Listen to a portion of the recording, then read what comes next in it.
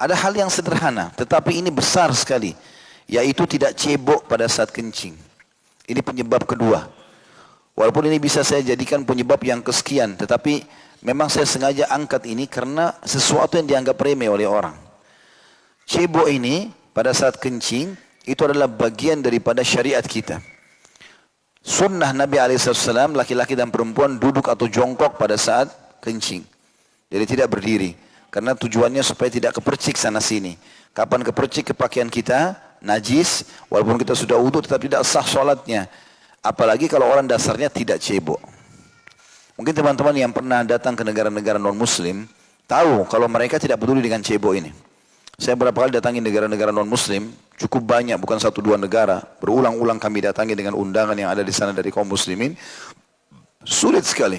Karena semua WC-nya tidak pakai air, kecuali untuk nyiram saja. Jadi untuk cebok tidak ada, gitu kan? Harus menggunakan tisu. Saya tidak bisa membayangkan orang, maaf kalau buang air besar, kemudian hanya menggunakan tisu. Bagaimana dia bisa menganggap dirinya bisa bersih dan suci? Dan ini sumber penyakit. Belum lagi nanti suami istri akan biologis setelah melakukan perbuatan tersebut. Itu sangat kotor, gitu kan?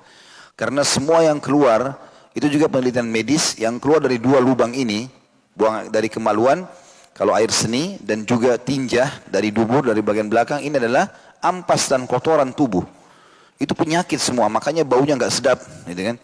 Dan memang itu dengan kuasa Allah SWT disuruh keluarkan. Dan ini ternyata memang dalam syariat kita justru diancam dengan sangat tegas. Sebagaimana hadis yang masyhur tadi sudah saya sebutkan, bahwasanya Nabi SAW bersabda, waktu melewati dua kuburan dan beliau mengatakan sesungguhnya, tentu riwayat lengkapnya begini, bahwasanya dari Ali Ibnu Abbas radhiyallahu anhu beliau berkata, Rasulullah SAW melewati satu kebun dari beberapa kebun Mekah atau Madinah, lalu beliau mendengar suara dua orang yang sedang diazab dalam kubur.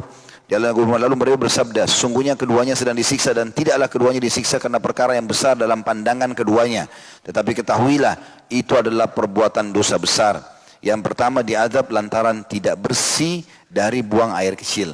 Kalau cebok saja tidak maksimal, sudah cukup datangkan azab kubur, bagaimana orang yang tidak cebok?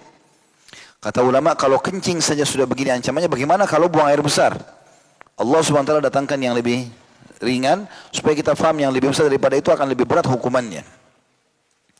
Dan yang lain karena namimah atau suka adu domba, nanti kita jelaskan itu. Kemudian beliau menyuruh mengambil pelepah kurma yang basah dan membelahnya menjadi dua bagian, kemudian menancapkannya di atas masing-masing kuburan tersebut. Para sahabat pun bertanya, wahai Rasulullah, mengapa anda melakukan itu? Kata Nabi SAW, semoga keduanya diringankan dari adab setelah atau selama kedua pelepah kurma ini masih basah. Dan ini diriwayatkan Bukhari nomor 216, 218, 1361, Imam Muslim sebutkan di 292, dan banyak sekali riwayat. Tirmidzi meriwayatkan, Abu Daud, An-Nasai, Ahmad, Ibnu Majah, Al-Baihaqi, Ibnu Khuzaimah, Ad-Darimi semua menyebutkan riwayat ini. Berarti menandakan memang kencing ini penyebab siksa kubur. Ada hadis juga yang lebih ringkas daripada tadi, adalah kata Nabi SAW, aktsaru adzabil qabri minal baul. Ketahuilah kebanyakan siksa kubur itu disebabkan oleh air kencing. Dan hadis ini diriwayatkan Ahmad, Al-Baihaqi, Al-Hakim, Darul Qutni, Ibnu Abi Syaibah, dan hadis ini dinilai sahih. Juga sabda Nabi SAW, ammata adzabil qabri minal baul. Umumnya atau kebanyakan siksa kubur disebabkan oleh air kencing. Maka dari itu bersihkanlah diri dari air kencing itu. Hadis riwayat Al-Hakim, Tawarani, dan juga Al-Bazzar, Darul Qutni, dan semua menilai hadis ini adalah hadis yang sahih.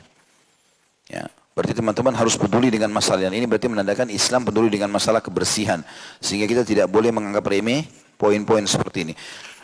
Dan saya berharap teman-teman yang punya masjid, maka kalaupun harus ada tempat kencing bagi laki-laki yang berdiri, bisa dipasangkan seperti fiber ya. Saya lihat beberapa masjid bagus pakai fiber, sehingga kalau orang kencing berdiri pun tidak percik ke celananya.